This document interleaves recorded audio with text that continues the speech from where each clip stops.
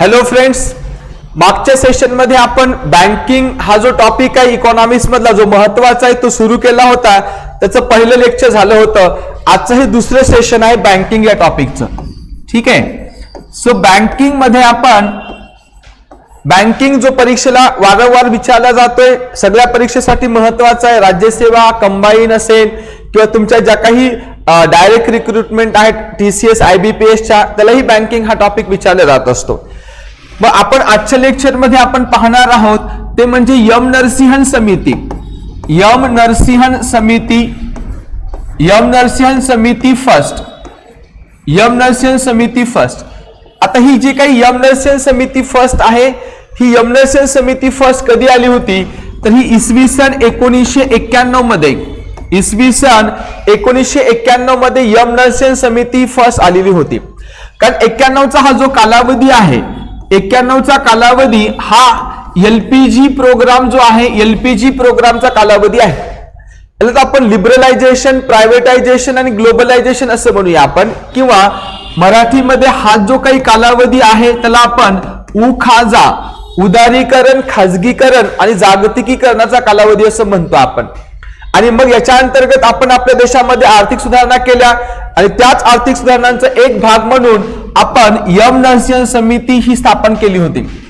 M Narasimhan समिती याचा अर्थ, यम नरसिंहन जे आहेत आरबीआयचे माजी 13वे गव्हर्नर होते, त्यांच्या अध्यक्षतेखाली ही समिती नेमलेली होती. ठीक आहे.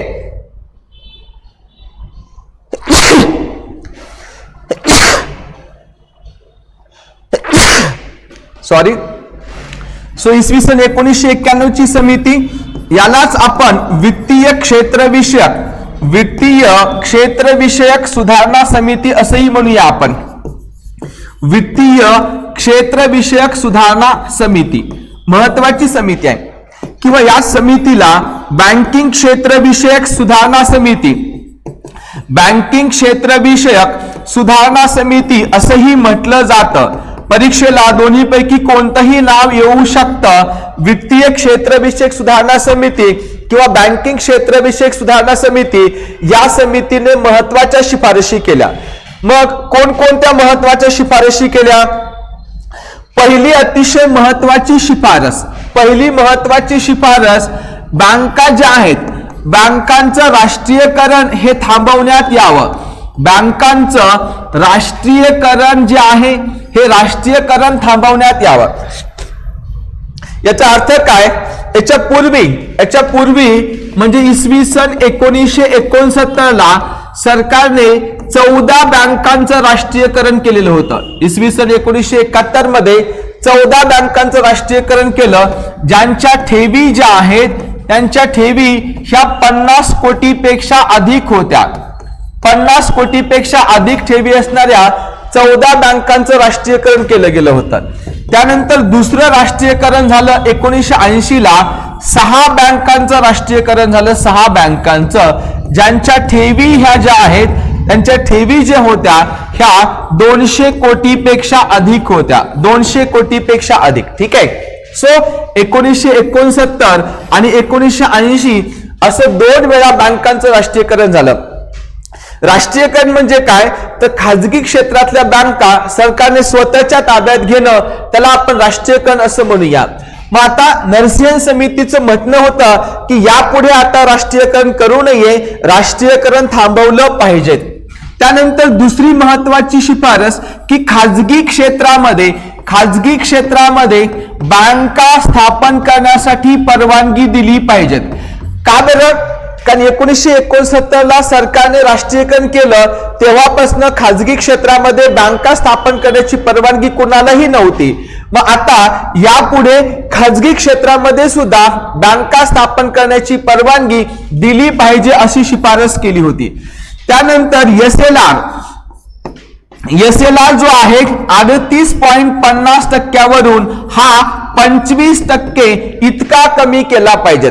एसएलआर म्हणजे त्याला आपण स्टॅच्युटरी लिक्विडिटी रेशो असं म्हणूया, किंवा मराठीमध्ये वैधानिक तरलता प्रमाण असं म्हणतो आपण. मग हा 38.50% वरून हा 25% इतका हा कमी केला पाहिजेत एसएलआर. वैधानिक तरलता प्रमाण असं म्हणूया आपण. आता SLR म्हणजे काय असतं की ज्या काही व्यापारी बँका आहेत त्या व्यापारी बँकांकडे ठेवी असतात, मग त्या मागणी ठेवी आहेत आणि मुद्दत ठेवी आहेत। आता ठेवी म्हणजेच आपण बँकेकडे ठेवलेले पैसे, मग त्या मागणी ठेवी असतील किंवा मुद्दत ठेवी असतील, या ठेवीपैकी आरबीआयने जेवढं काही प्रमाण सांगितलेलं आहे तेवढं प्रमाण व्यापारी बँकांना स्वतःकडेच ठेवावं लागतं। मग ते सोन्याच्या स्वरूपात ठेवावं लागेल किंवा पैशाच्या म्हणजे नोटांच्या स्वरूपामध्ये किंवा शासकीय कर्ज रोखे कशाही ठेवता येतं। म्हणजे बघा, व्यापारी बँका आणि त्यांच्याकडे ज्या काही ठेवी आहेत, मग ती मागणी ठेवी असतील किंवा मुद्दत ठेवी असतील, त्याच्यापैकी काही आरबीआयने सांगितलेलं प्रमाण स्वतःकडेच ठेवायचं। मग सोन्यात ठेवा, कॅश मध्ये ठेवा किंवा सरकारी कर्ज रोख्यामध्ये ठेवा, पण हा जो काही ठेवलेला जो पैसा आहे हा मात्र ग्राहकांना कर्ज देण्यासाठी वापरता येणार नाही, स्वतःकडे तसा राखीव ठेवावा लागेल, आरबीआयच्या नावाने स्वतःकडे ठेवावा लागेल, ग्राहकासाठी तो कर्जाने देता येणार नाही, त्याला SLR म्हणतात। मग SLR हा 38.50% 25% कमी करावा असं या समितीने सुचवलं होतं। त्यानंतर CRR म्हणजे cash reserve ratio, cash reserve ratio असं म्हणूया। मग कॅश रिझर्व्ह रेशो हा 15% हा कमी करून 3 ते 5% इतका करावा। CRR म्हणजे कॅश रिझर्व्ह रेशो असं म्हणतो आपण।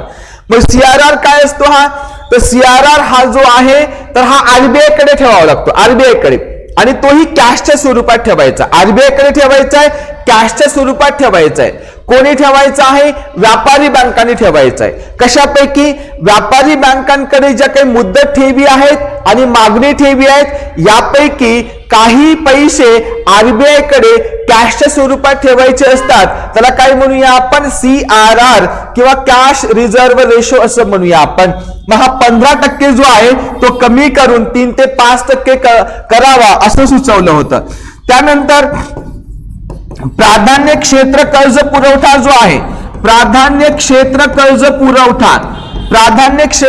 पुरवठा 40% हा कमी करून 10% करण्यात यावा। प्राधान्य क्षेत्र कर्ज पुरवठा 40% 10%, प्राधान्य क्षेत्र कर्ज पुरवठा किंवा इंग्लिश मध्ये आपण प्रायोरिटी सेक्टर लेंडिंग म्हणूया आपण।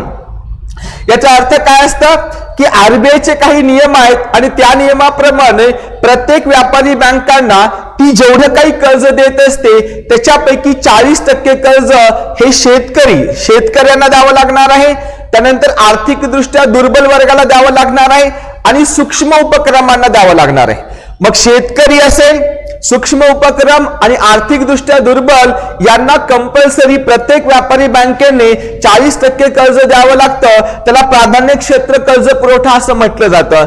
मग हे 40% होण्याचं प्रमाण 10% कमी करण्यात यावं असंही सुचवलं होतं। ह्या तीनही गोष्ट कमी केल्यामुळे काय होईल, तर व्यापारी बँकांकडे जास्त पैसा शिल्लक राहील आणि त्या जास्त लोकांना कर्ज देऊ शकतील आणि त्या प्रॉफिट मध्ये येतील, आणि म्हणूनच ह्या शिफारशी नरसिंह समितीने केल्या होत्या। त्यानंतरची नेक्स्ट शिफारस आहे, ठीक आहे, नेक्स्ट शिफारस महत्वाची 6वी शिफारस जी सांगितलेली आहे ती म्हणजे चतुस्तरीय असं म्हणूया आपण, चतुस्तरीय बँकिंग व्यवस्था निर्माण करण्यात यावी। चतुस्तरीय बँकिंग व्यवस्था जी आहे, चतुस्तरीय बँकिंग व्यवस्था निर्माण करण्यात यावी। याचा अर्थ काय, 4 स्तरावर बँकिंग व्यवस्था निर्माण करा। 4 म्हणजे एक तुमचा आंतरराष्ट्रीय स्तर आहे, आंतरराष्ट्रीय स्तरावर एक 3 ते 4 बँका काम करतील। त्यानंतर राष्ट्रीय स्तर आहे, राष्ट्रीय स्तरावर काही बँका काम करतील। त्यानंतर प्रादेशिक स्तर आहे, प्रादेशिक स्तरावर काही बँका काम करतील, आणि ग्रामीण स्तरावर म्हणजेच ग्रामीण क्षेत्रामध्ये काही बँका काम करतील। ठीक आहे, आंतरराष्ट्रीय, राष्ट्रीय, प्रादेशिक आणि ग्रामीण अशा 4 क्षेत्रावर विविध बँका स्थापन केल्या पाहिजेत असंही सांगितलेलं, म्हणजे चतुस्तरीय बँकिंग व्यवस्था जी आहे ती निर्माण करावी असंही या ठिकाणी सुचवलेलं होतं। यस, ठीक आहे।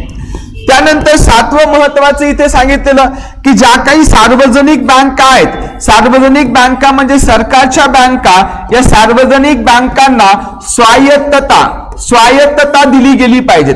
सार्वजनिक बँकांना स्वायत्तता दिली गेली पाहिजे। स्वायत्तता देणे म्हणजे याचा अर्थ काय आहे, की सरकारचा हस्तक्षेप त्या बँकेतला कमी करणे, असं सार्वजनिक बँकांना स्वायत्तता दिली पाहिजेत असंही सुचवलं होतं. त्यानंतर बँकांचे व्याजाचे दर जे काही असतील, व्याजाचे दर हे बाजाराधिष्ठित असावेत. व्याजाचे दर हे बाजाराधिष्ठित असावेत अशी सुद्धा महत्वाची शिफारस केली.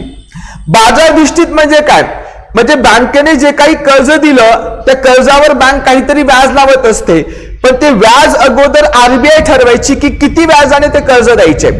पण मग या ठिकाणी नरसिंह समिती म्हणते की हे सगळे जे काही व्याजाचे दर आहेत ते बाजाराधिष्ठित असले पाहिजेत. म्हणजे बाजारामध्ये जर कर्जाची जास्त मागणी असेल तर कर्जाची जास्त मागणी असेल तर व्याजाचे दर जास्त असावेत, आणि जर मागणी कमी असेल तर व्याजाचे दर मात्र कमी. म्हणजे डिमांड आणि सप्लायवर हे डिपेंड असले पाहिजेत. ठीक आहे, म्हणजे बाजारामध्ये मागणी आणि पुरवठा यानुसार हे कर्जाच्या व्याजाचे दर असावेत अशी शिफारस केली होती. त्यानंतर महत्वाचं ते म्हणजे कर्ज वसुली. कर्ज वसुली न्यायाधिकरणे, कर्ज वसुली न्यायाधिकरणे स्थापन केले जावेत. कर्ज वसुली न्यायाधिकरणे म्हणजे काय? बँका ग्राहकांना कर्ज देतात, पण मग बरेचसे कर्जदार हे डिफॉल्टर होतात आणि मग बँक आणि कर्जदार यांच्यामध्ये वाद सुरू होतो. तो वाद कोर्टात जातो, पण लवकर निकाल लागत नाही आणि त्या केसेस पेंडिंग राहतात आणि त्यामुळे बँकांची रिकव्हरी होत नाही. असं होऊ नये म्हणून मग त्या केसेसचा लवकर जलद निपटारा व्हावा यासाठी म्हणून कर्ज वसुली न्यायाधिकरणे हे स्थापन केले पाहिजेत असे इथे सुचवलं होतं. त्यानंतर दूरदर्शी निकष. दूरदर्शी निकष जे आहेत हे दूरदर्शी निकष लागू करावेत. दूरदर्शी निकष किंवा आपण प्रुडेन्शियल नॉर्म्स असं म्हणतो. आपण दूरदर्शी निकष किंवा प्रुडेन्शियल नॉर्म्स म्हणजे काय असतं की आपल्या ज्या काही बँका आहेत ह्या बँका कर्ज देतात, पण मग कर्ज जर परत नाही झालं तर त्या दिवाळखोरीमध्ये जाऊ शकतात. मग त्या दिवाळखोरीमध्ये जाऊ नये म्हणून त्यांनी काही नियम फॉलो केले पाहिजेत. त्याला दूरदर्शी निकष असं म्हणूया. मग असे दूरदर्शी निकष हे लागू केले पाहिजेत असे या ठिकाणी सुचवलेलं होतं. मग अशा सगळ्या शिफारशी कोणी केल्या होत्या? यम नरसिंह समितीने ह्या शिफारशी केल्या होत्या. आणि याच शिफारशीच्या आधारावर इसवी सन 1993 मध्ये आरबीआयने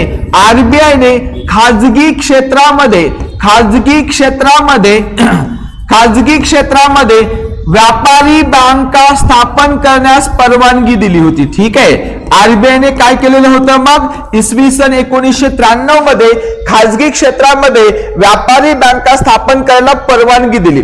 म्हणजे याचा अर्थ तुमच्या लक्षात येत असेल की 1969 ते 1993 या कालावधीमध्ये आपल्या देशामध्ये कुठलीही खाजगी बँक जी आहे ही स्थापन होऊ शकली नव्हती. पूर्णतः हे क्षेत्र राष्ट्रीयकरण झालं होतं. मग खाजगी बँका एकतर 1969च्या पूर्वी स्थापन झाल्या होत्या, यांना जुन्या खाजगी बँका असं म्हटलं गेलं. त्या कंटिन्यू पुढे राहिल्या. ठीक आहे, ज्या 1969च्या पूर्वी स्थापन झाल्या त्या कंटिन्यू राहिल्या आणि त्यानंतर 1993 ला परवानगी मिळाली आणि 1993 नंतर ज्या काही बँका स्थापन झाल्या त्यांना नवीन खाजगी बँका असं म्हटलं गेलं. ठीक आहे, मग आता नवीन खाजगी बँका आपल्या देशामध्ये आता स्थापन होण्याची प्रक्रिया ही सुरू झालेली होती. यस, त्यानंतर आपल्याला महत्वाचा सेक्शन पाहायचा आहे तो म्हणजे व्यापारी बँकांची कार्य. व्यापारी बँका कोणकोणत्या कार्य करत असतात? व्यापारी बँकांची कार्य सो यामध्ये सर्वात महत्वाचं कार्य आहे ते म्हणजे ठेवी गोळा करणे हे महत्वाचं कार्य आहे.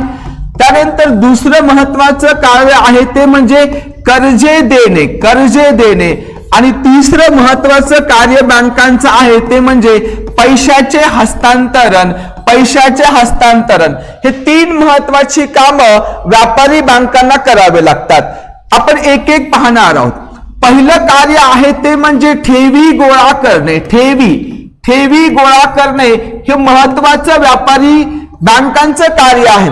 आता ठेवी म्हणजे काय? आपण जे काही बँकांमध्ये पैसे ठेवतो त्याला ठेवी म्हणतो किंवा त्याला सिंपल भाषेमध्ये डिपॉझिट्स असं म्हणूया आपण. मग या ठेवींनाच ठेवींना दुसरा शब्द वापरला जाऊ शकतो, तो म्हणजे दायित्व. दायित्व किंवा त्यालाच आपण लायबिलिटी असं म्हणूया, आपण लायबिलिटीज असं म्हणूया आपण. ठीक आहे, लायबिलिटी म्हणजे दायित्व. म्हणजे आपण बँकेत पैसे ठेवलेले आहेत, ते बँकांचं दायित्व असतं. का बरं?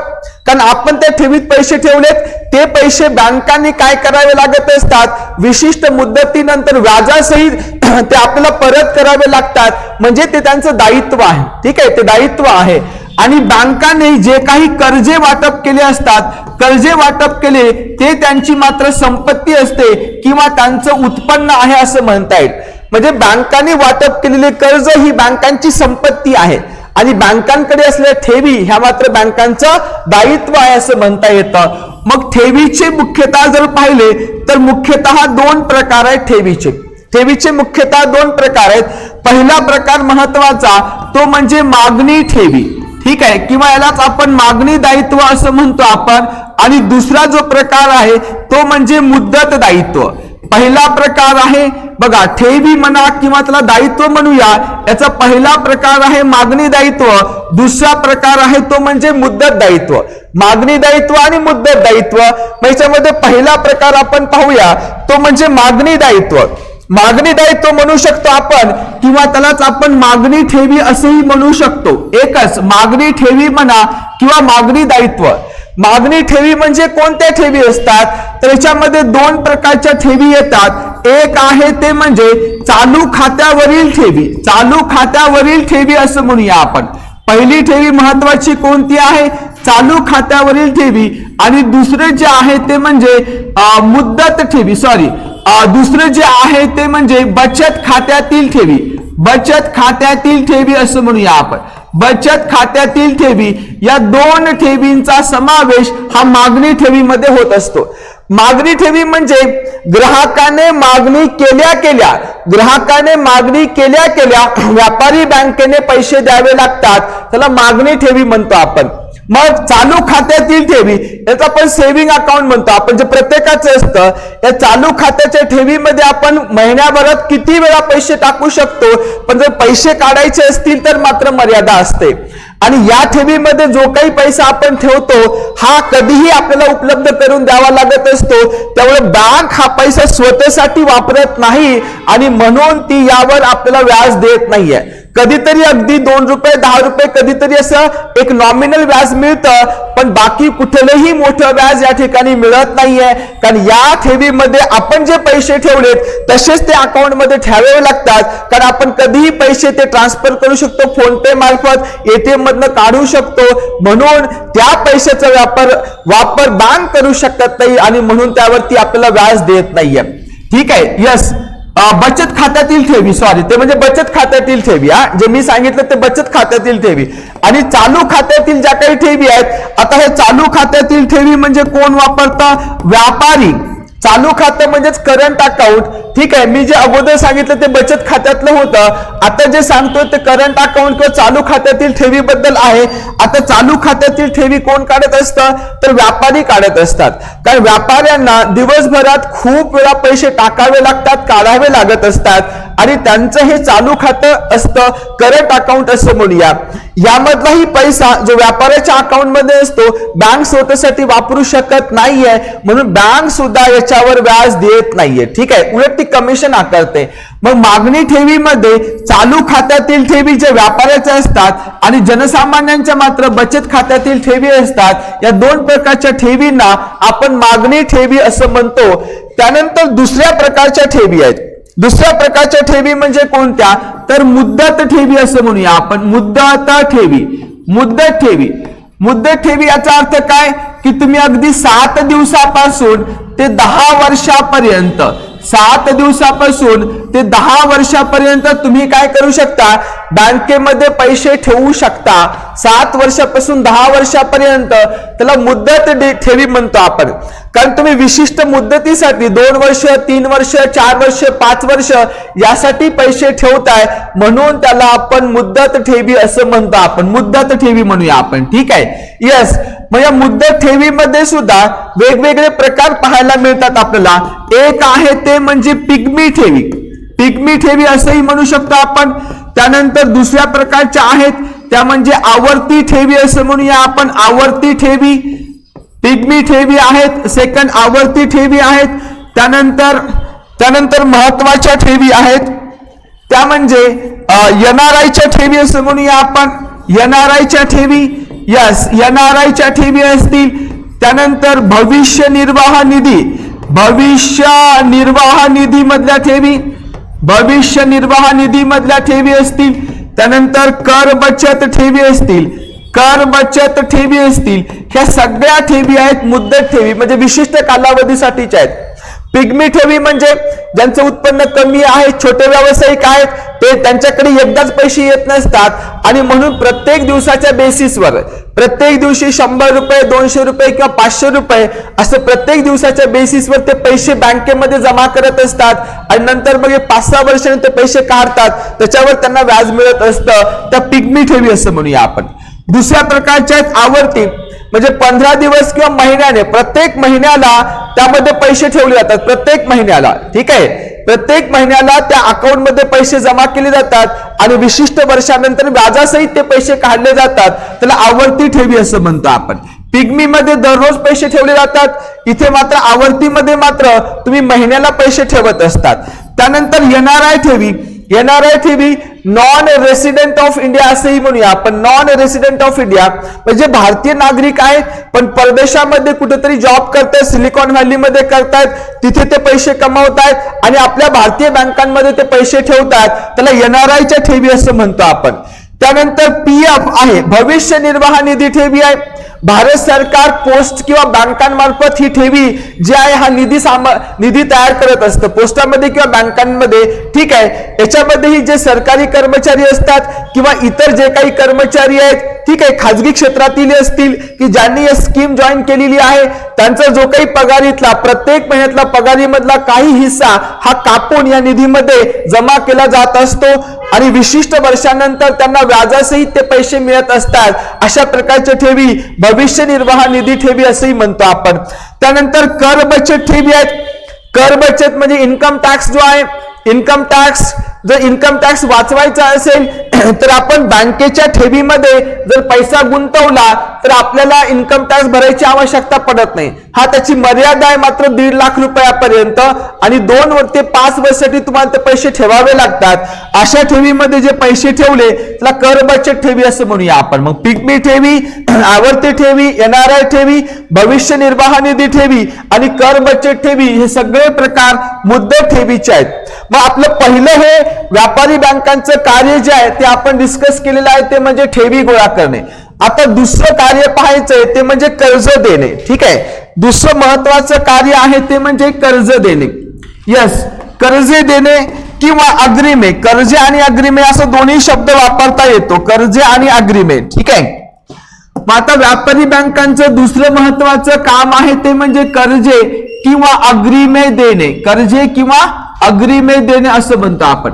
लोन अँड ऍडव्हान्सेस, कर्जाला आपण लोन असं म्हणूया आपण आणि अग्रिमे जे आहे त्याला आपण ऍडव्हान्सेस असं म्हणूया. ऍडव्हान्सेस, लोन म्हणजे काय, ऍडव्हान्सेस म्हणजे जर कालावधी हा 1 वर्षापेक्षा कमी असेल, एखाद्या कर्जाचा कालावधी हा 1 वर्षापेक्षा कमी असेल तर ऍडव्हान्सेस म्हणतो आपण. लोन कशाला म्हणायचं, जर कर्जाचा कालावधी हा 1 वर्षापेक्षा अधिक असेल त्याला लोन असं म्हणतो आपण. लोन आणि ऍडव्हान्सेस किंवा कर्ज आणि अग्रिमे हे दोन्ही प्रकारचे बँका देत असतात. याच्यामध्येही बरेचसे आहेत. एक आहे तुमची सीसी किंवा यालाच आपण कॅश क्रेडिट असंही म्हणतो आपण, कॅश क्रेडिट असं म्हणूया किंवा यालाच आपण रोखपत असंही म्हणतो आपण. त्यानंतर दुसरं आहे ते म्हणजे ओव्हरड्राफ्ट, ओव्हरड्राफ्ट असं म्हणू आपण किंवा यालाच आपण मराठीमध्ये अधिकर्ष सवलत, अधिकर्ष सवलत असंही म्हणू शकतो आपण, अधिकर्ष सवलत. तिसरं आहे ते म्हणजे चार्टर लोन, तिसरं आहे ते म्हणजे चार्टर लोन. चौथा महत्वाचा आहे या ठिकाणी ते म्हणजे DRI लोन, DRI लोन. त्यानंतर पाचवं महत्वाचं आहे ते म्हणजे टीझर लोन. आता हे सुद्धा विविध प्रकार आहेत, परीक्षेमध्ये विचारलेले प्रश्न आहेत. चार्टर लोन वर राज्यसेवा मेन्स मध्ये प्रश्न आलेला आहे. सीसी किंवा कॅश क्रेडिट जनरली एखादा शेतकरी किंवा व्यापारी यांना अशा प्रकारचं कर्ज बँक मंजूर करते. म्हणजे काहीतरी गहाण ठेवून ती काय करते, कर्ज देत असते. ते कर्जाची रक्कम त्या अकाउंटमध्ये टाकल्या जाते. फॉर एक्झाम्पल 5 लाख रुपये कर्ज दिलं. एखादा दुकानदार आहे, किराणा दुकानदार, त्या दुकानावर बँकेने कर्ज दिलं, 5 लाख रुपये दिलेले आहे, 5 लाख त्याच्या अकाउंटमध्ये आहेत. मग किराणा दुकानदार त्याला जेव्हा केव्हा पैसे लागणार त्या कर्जाच्या अकाउंट मधले पैसे तो वापरणार.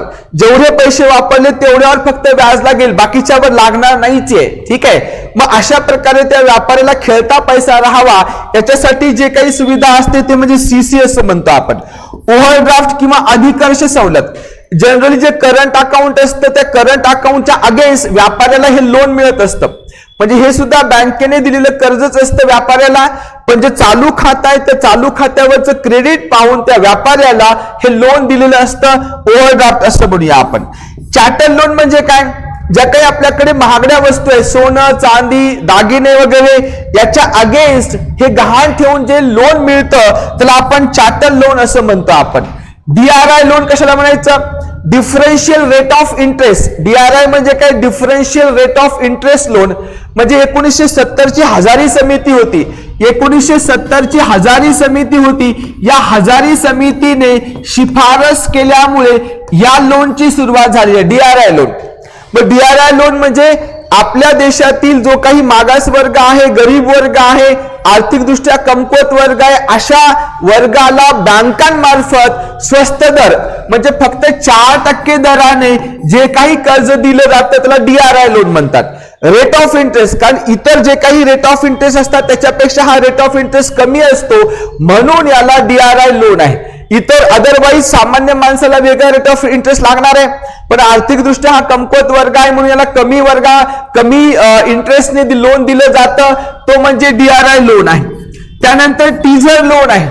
टीजर लोन म्हणजे कोणतं, की ज्यांची पतपात्रता कमी आहे, पतपात्रता ज्यांची कमी आहे, पतपात्रता ज्यांची कमी आहे अशा वर्गाला दिलेलं लोन.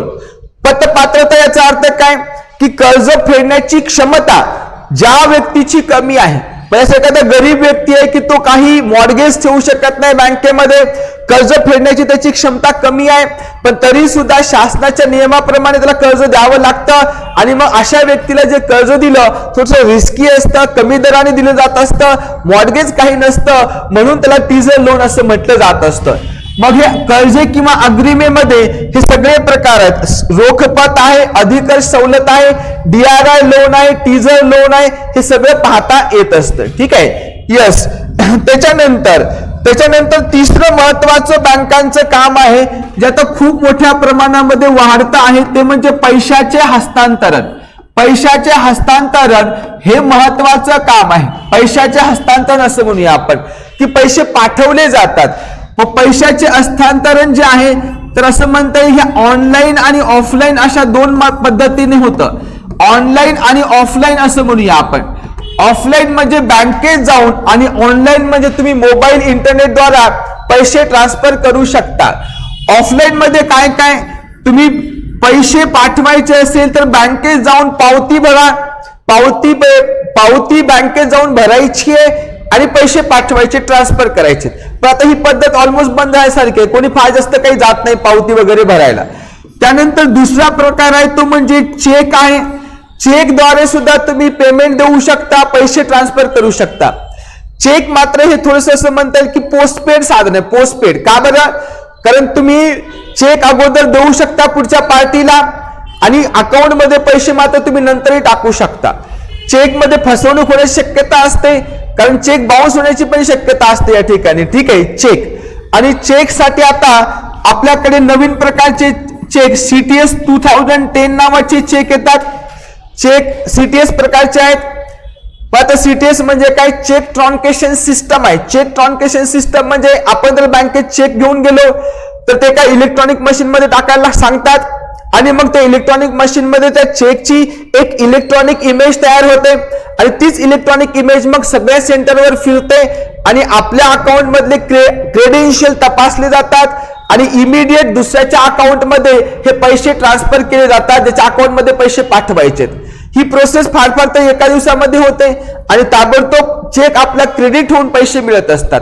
ठीक आहे. याच्या अगोदरची जी काही पद्धत होती जी आरबीआय मार्फत चालायची त्याच्यामुळे मात्र चेक क्रेडिट व्हायला 3 ते 4 दिवस लागायचे, पण त्याच्याऐवजी आता सीटीएस नावाची पद्धत आलेली आहे.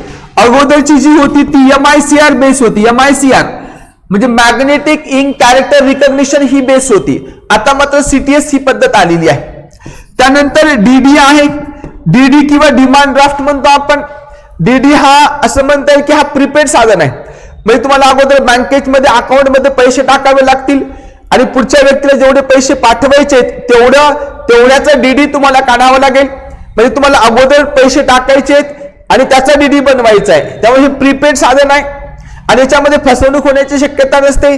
ज्या व्यक्तीच्या नावाने तुम्ही डीडी काढलेला आहे तो जर बँकेत तो डीडी घेऊन गेला तर ते पैसे मिळणार आहेत. डीडी. त्यानंतर हुंडी आहे. हुंडी हे अगोदर साधन वापरलं जायचं व्यापाऱ्यांमध्ये आणि ग्राहकांमध्ये. हुंडी म्हणजे सगळे ऑफलाईन किंवा बँकेमध्ये जाऊन कागदपत्राच्या द्वारे व्यवहार करण्याचे साधन आहेत. पावती, चेक, डीडी आणि हुंडी. पण आता ऑनलाईन ट्रान्झॅक्शन मोठ्या प्रमाणात येत आहे. एक आहे तुमचं आरटीजीएस आहे. त्यानंतर दुसरं आहे तुमचं NEFT असं म्हणूया आपण. तिसरं आहे ते म्हणजे IMPS आहे. चौथं आहे ते साधन म्हणजे AEPS आहे आणि पाचवं आहे ते म्हणजे UPI. हे सगळे ऑनलाईन आहेत. म्हणजेच तुम्ही काय करू शकता, तुमच्या मोबाईलद्वारे इंटरनेटचा वापर करून या माध्यमातून तुम्ही पैसे पाठवू शकता. आरटीजीएस NEFT ही तुम्हाला बँकेत नाही करता येईल, पण तुम्ही मोबाईल इंटरनेटचा वापर करून हे साधनं वापरू शकता जे ऑनलाईन आहेत. ठीक आहे. मग एक साधन आपण पाहूया की नेमकं काय आहे ते. ठीक आहे. यस, याच्यामधलं पहिलं साधन आहे ते म्हणजे आरटीजीएस. आरटीजीएस याचा अर्थ आहे real time gross settlement. Real time gross settlement असं म्हणूया आपण. Real time gross settlement RTGS. Real time gross settlement ही जी काही व्यवस्था आहे इसवी सन 2004 मध्ये सुरुवात झालेली आहे आणि ही जी व्यवस्था आहे ती आरबीआयने सुरू केलेली आहे. आणि याच्यामध्ये तुम्हाला मिनिमम पैसे जर पाठवायचे असतील तर 2 लाख रुपये. ठीक आहे. आणि जर मॅक्झिमम आहे तर मॅक्झिमम कोण ठरवणार? बँक ठरवेल की मॅक्झिमम किती पैसे पाठवता येतात. आणि पैसे जे आहेत हे जे काही पैशाचे हस्तांतरण आहे हे पैशाचे हस्तांतरण ताबडतोब होते. म्हणजे हे पैसे पुढच्या व्यक्तीला ताबडतोब मिळतात. मग या अंतर्गत पैसे पाठवायचे तर काय, पुढच्या व्यक्तीचं नाव लागणार आहे तुम्हाला, त्याचा बँकेचा अकाउंट नंबर लागणार आहे आणि IFSC कोड लागणार आहे. ठीक आहे. नाव, बँकेचा अकाउंट नंबर, IFSC कोड आणि तुम्ही आरटीजीएसच्या माध्यमातून पुढच्या व्यक्तीला पैसे पाठवू शकता. ठीक आहे. ही सुविधा 2004 आरबीआयने दिलेली आहे. कमीत कमी 2 लाख रुपये तुम्हाला पाठवता येऊ शकतात. मॅक्झिमम किती पैसे पाठवता येतील ते बँक ठरवेल आणि याचं पैशाचं हस्तांतरण मात्र तुम्हाला ताबडतोब जे आहे अगदी पुढच्या व्यक्तीला अगदी कमी वेळामध्ये पैसे मिळत असतात. आरटीजीएस. त्यानंतर दुसरी महत्वाची सुविधा आहे ती म्हणजे NEFT. दुसरी महत्वाची सुविधा आहे NEFT किंवा यालाच आपण नॅशनल इलेक्ट्रॉनिक फंड ट्रान्सफर असंही म्हणूया आपण. National electronic fund transfer system. National electronic fund transfer system ही जी सुरुवात झालेली आहे इसवी सन 2005 मध्ये सुरू झालेली आहे आणि ही सुद्धा सुविधा आरबीआयने दिलेली आहे. आणि याच्या अंतर्गत पैसे पाठवायचे असतील तर अगदी तुम्ही 1 रुपया सुद्धा पाठवू शकता आणि मॅक्झिमम पाठवायचे असतील तर बँक डिसाइड करेल की मॅक्झिमम पैसे किती पाठवता येतात. बरं, मग पैशाचे हस्तांतरण या ठिकाणी ताबडतोब होईल का? नाहीये. पैशाचं हस्तांतरण ताबडतोब नाहीये तर गठ्ठ्याने होणार आहे. गठ्ठ्याने. ठीक आहे. गठ्ठ्याने म्हणजे काय, 10 ते 10:30 स्लॉट आहे, 10:30 ते 11, 11 ते 11:30 स्लॉट आहे. मग 10:30 ते 11 मध्ये जेवढ्या काही ऑर्डर्स आलेल्या आहेत ते एकदाच पैसे पाठवायचे. त्यानंतर मग 11 ते 11:30 मध्ये जेवढ्या काही ऑर्डर्स आल्या त्या सगळ्या गोळा करायच्या आणि मग 11:30 एकदाच पैसे पाठवायचे. म्हणजे याच्यामध्ये पैशाचं हस्तांतरण ताबडतोब होणार नाहीये, थोड्या वेळाने होणार आहे आणि ते गठ्ठ्याने होणार आहे असं म्हणता येतं. ही सुविधा आरबीआयने दिलेली आहे.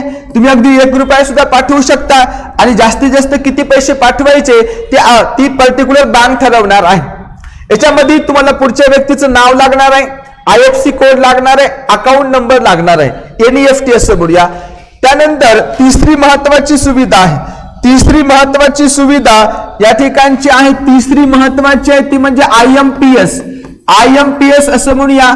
IMPS म्हणजेच काय आहे, immediate immediate payment system, immediate payment system असं म्हणूया आपण, IMPS इमिडिएट पेमेंट सिस्टम ही कधी सुरू झालेली आहे? इसवी सन 2010 मध्ये सुरू झालेली आहे. ही मात्र NPCIL ने दिलेली आहे. NPCIL इमिडिएट पेमेंट सिस्टम असं म्हणूया. याच्यामध्ये ताबडतोब पैसे जात असतात. इसवी सन 2010 मध्ये सुरू झालेली आहे. NPCIL म्हणजे national payment corporation of India limited.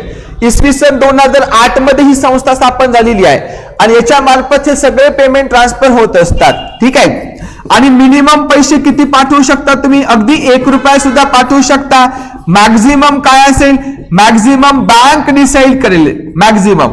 आणि पैशाचे हस्तांतरण जे आहे तर पैशाचे हस्तांतरण तुम्हाला इथे ताबडतोब होते. ताबडतोब पुढच्या व्यक्तीला तुम्ही पैसे पाठवू शकता. बरं, या IMPS ने ताबडतोब पैसे पाठवता येतील आणि ही तुमची 24/7/365 म्हणजे वर्षभर ही सुविधा उपलब्ध आहे. वर्षभर. ठीक आहे. मग आता याद्वारे जर पैसे पाठवायचे असतील तर पुढच्या व्यक्तीचं काय लागेल? एक तर तुमचा IFSC कोड, अकाउंट नंबर आणि नाव. हे जर नसेल तर काय? सिंपल मोबाईल नंबर लागेल. ठीक आहे. मोबाईल नंबर लागेल आणि दुसरा असतो तो म्हणजे MMID लागेल. MMID म्हणजे काय आहे? मोबाईल मनी आयडेंटिफायर. मोबाईल मनी आयडेंटिफायर म्हणजे हा एक नंबर असतो जो बँकांमार्फत दिला जात असतो. मग पुढच्या व्यक्तीचा फक्त तुम्हाला मोबाईल माहित आहे, मोबाईल नंबर आणि MMID माहित आहे, तुम्ही ताबडतोब पुढच्या व्यक्तीला पैसे पाठवू शकता.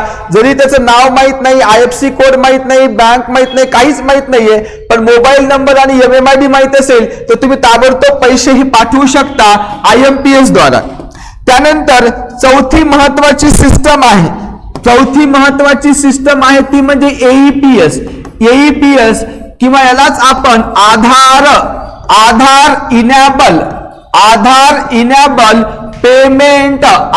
इनेबल पेमेंट सर्व्हिस असं म्हणूया आपण. आधार इनेबल पेमेंट सर्व्हिस ही जी सुरू झालेली आहे इसवी सन 2014 मध्ये. मग ही पण सुविधा कोणी दिलेली आहे? NPCIL ने दिलेली आहे. National payment corporation of India लिमिटेडने ही दिलेली आहे. ठीक आहे. आणि हे जे काही AEPS आहे अगदी तुम्ही मिनिमम पैसे पाठवायचे ते ₹1 सुद्धा आणि मॅक्झिमम मात्र तुम्हाला ₹10,000 पर डे. ₹10,000 जास्तीत जास्त तुम्ही एका दिवसात ट्रान्सफर करू शकता. आणि मग आधार द्वारा जर पैसे पाठवायचे असतील तर तुम्हाला काय लागणार आहे? एक तुम्हाला आधार नंबर. ठीक आहे. आधार नंबर लागेल तुम्हाला. आधार नंबर स्वतःचा पाहिजे, आधार नंबर लागेल आणि प्लस काय लागणार आहे? IIN लागणार आहे. IIN म्हणजे काय असतं? Issuer identification number. हा बँकांमार्फत दिला जात असतो. तुमचा आधार नंबर आहे, IIN आहे, पुढच्या व्यक्तीला पैसे पाठवा. ठीक आहे. इव्हन तुमचे पैसे तुम्ही चेक करू शकता, पैसे किती आहेत, पैसे पाठवू सुद्धा शकता. ठीक आहे. आणि जनरली हे ग्रामीण भागामध्येच काम करतं असं म्हणता येईल. का बरं? ग्रामीण भाग म्हणा किंवा तालुका प्लेस म्हणा, इव्हन शहरातही म्हणता येईल. पण मग ज्यांना मोबाईल किंवा इंटरनेट यूज करता येत नाही असेच व्यक्ती जनरली आधार नंबर आणि IIN चा नंबर करत असतात. ठीक आहे. यस, AEPS नावाची ही सुविधा आहे असं म्हणता येईल. यानेही पैसे ताबडतोब पुढच्या व्यक्तीलाही पाठवता येत असतात. 2014 मध्ये सुरू आहे. NPCIL ने ही सुविधा दिली आहे. अगदी ₹1 पण पाठवता येईल आणि एका दिवसामध्ये फार तर ₹10,000. ठीक आहे. आधार नंबर लागेल तुम्हाला आणि IIN लागणार आहे. त्यानंतर शेवटचं जे काही मोड ऑफ पेमेंट आहे ते म्हणजे UPI आहे, जे खूप फेमस आहे. UPI 2016 मध्ये सुरुवात झालेला आहे. UPI म्हणजे काय आहे? युनिफाईड पेमेंट सर्व्हिस असं म्हणूया आपण. युनिफाईड पेमेंट सर्व्हिस सुरुवात कधीची आहे? 2016ची आहे. सुरुवात 2016ची आहे UPI ची. आणि ही सुविधा कोण देतं बरं? NPCIL म्हणजे national payment corporation of India limited देते. आणि पैसे पाठवायचे असतील तर मिनिमम अगदी ₹1 सुद्धा आणि मॅक्झिमम मात्र बँक ठरवणार आहे की किती पैसे पाठवता येतात. पैसे जर पाठवायचे असतील, पैशाचे हस्तांतरण जे आहे, पैशाचे हस्तांतरण या ठिकाणी ताबडतोब होते. कुठेही तुम्हाला वेळ जास्त लागत नाही. पैसे ताबडतोब पाठवता येतात. ठीक आहे. आणि ही सुविधा जी आहे ही 24/7 × 365 म्हणजे वर्षभर असते. म्हणजे बँकांना बंद असू द्या, काही असू द्या, संप असू द्या, तुम्ही हे पेमेंट करू शकता या माध्यमातून. आणि सर्वात फेमस आहे सगळे जे ऍप्लिकेशन्स आहेत, तुमचं अमेझॉन पे असेल, गुगल पे असेल, व्हॉट्सअप पे असेल, ठीक आहे, फोन पे असेल, ऍक्सिस पे असेल, भीम पे असेल, ICICI पे असेल, हे सगळे जे काही आहेत याच UPI वर चालत असतात. ठीक आहे, यस. आणि 8 नोव्हेंबर 2016 मध्ये जी नोटाबंदी झाली होती आणि आपल्याकडच्या जुन्या 500च्या नोटा आणि 1000 रुपयाच्या नोटा बंद झाल्या होत्या, तेव्हापासूनच UPI याला जास्त महत्व आलेलं आहे. आणि तर खूप सारे ट्रान्झॅक्शन, कोट्यावधी ट्रान्झॅक्शन पर डेला या UPIच्या माध्यमातून होत असतात. आणि मग या UPI मधनं जर पैसे पाठवायचे तर अगोदरचे सगळे ऑप्शन आहेत. तुम्हाला जर IFSC कोड माहित आहे, अकाउंट नंबर माहित आहे, नाव माहित आहे, पैसे पाठवू शकता, काही प्रॉब्लेम नाहीये. दुसरं, जर तुम्हाला हे माहित नाही पण MMID माहित आहे, MMID तो IMPS वाला, तुम्ही पैसे पाठवू शकता. तिसरं, आधार माहित आहे, IN माहित आहे, तरी पैसे पाठवता. इव्हन तुम्हाला बाकी काहीच माहित नाहीये, फक्त VPA माहित आहे. VPA म्हणजे काय आहे? तुमचं व्हर्च्युअल पेमेंट ऍड्रेस.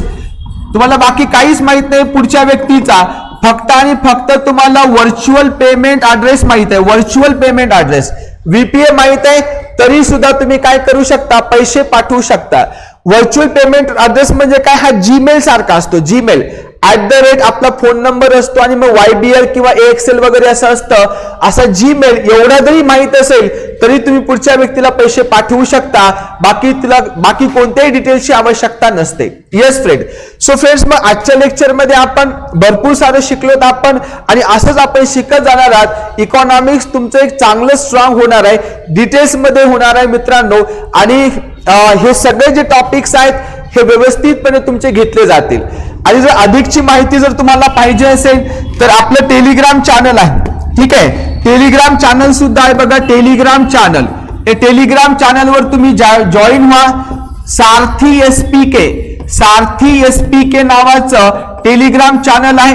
याच्यावरही भरपूर साऱ्या PDF मिळतील तुम्हाला, PDF मिळतील, बाकी लेक्चर्स मिळतील, इतरही माहिती मिळेल. आपलं ऍप्लिकेशन सुद्धा आहे. ऍपवर सुद्धा खूप सारे कोर्सेस उपलब्ध आहेत. इकॉनॉमिक्सचे असतील, बाकी विषयाचे सुद्धा आहेत, किंवा आता ज्या इनकमिंग बॅचेस सुरू आहेत, नगर परिषद वगैरे, त्याच्याही आहेत. ऍप्लिकेशनचं नाव आहे ते म्हणजे सारथी SPK. ठीक आहे, ऍप्लिकेशन सुद्धा आहे ते म्हणजे सारथी SPK नावाचं ऍप्लिकेशन आहे. आणि तुम्ही जर YouTube चॅनलवर जर नवीन असाल तर तुम्ही लाईक करायचंय, शेअर करा आणि सबस्क्राईब करा.